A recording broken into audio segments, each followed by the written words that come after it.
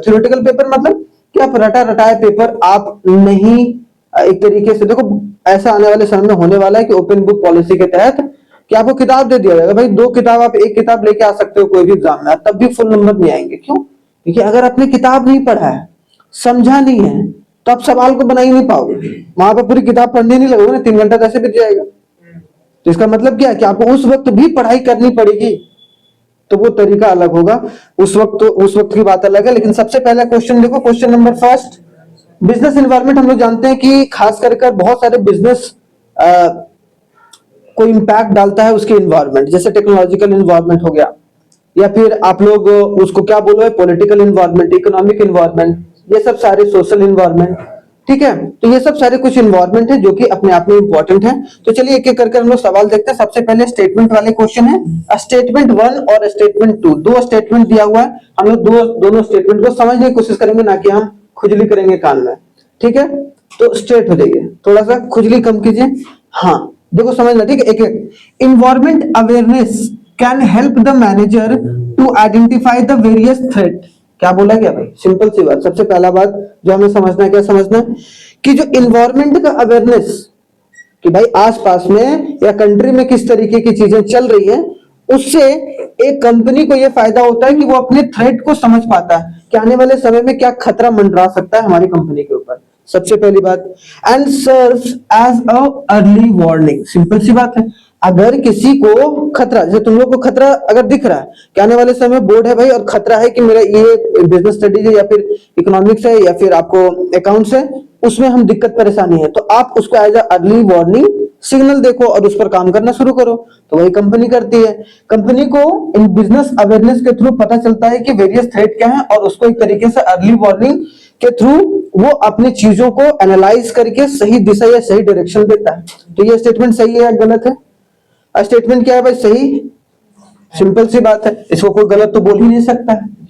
लेकिन a good understanding of environment, अगर कोई अच्छे तरीके से, कोई मैनेजर अच्छे तरीके से अगर इन्वायरमेंट को समझ रहा है अपने, चाहे वो इंटरनल हो चाहे वो एक्सटर्नल हो, चाहे वो पॉलिटिकल हो चाहे इकोनॉमिक हो, किसी भी तरीके का इन्वायरमेंट हो, ठीक है, या तो वो माइक्रो इन्वायरमेंट है या फिर वो मैक्रो इन्वायरमेंट है, सारी इन्वायरमेंट को अगर सही से समझ पा रहा है, तो क्या होगा, by the business manager enable them not only to identify and evaluate but also to force external, क्या बोला गया, क्या बोला, but also the force external to their firm।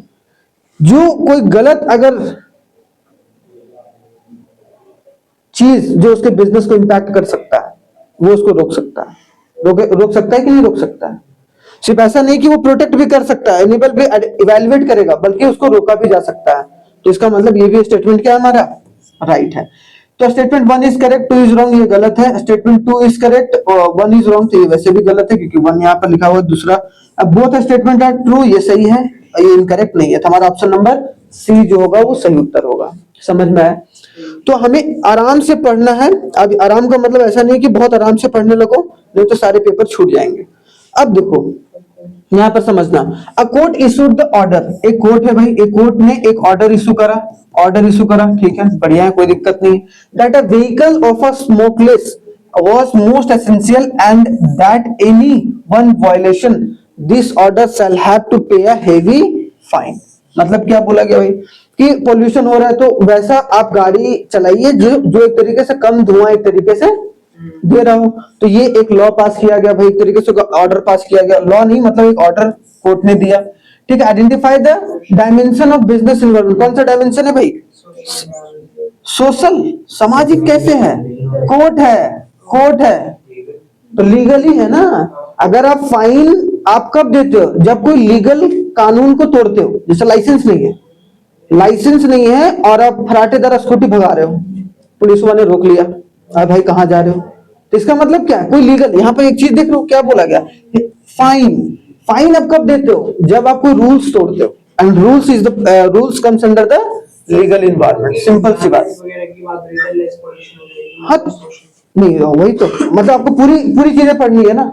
ऐसा नहीं है कि कोई इंडस्ट्री जो है वो कदम उठाया, कोर्ट उठाया, और कोर्ट एक लीगल फैसला दिया कि ऐसे अगर कोई करेगा तो सरकार को ये निर्देश दिया गया कि आप उस पर फाइन लगाइए।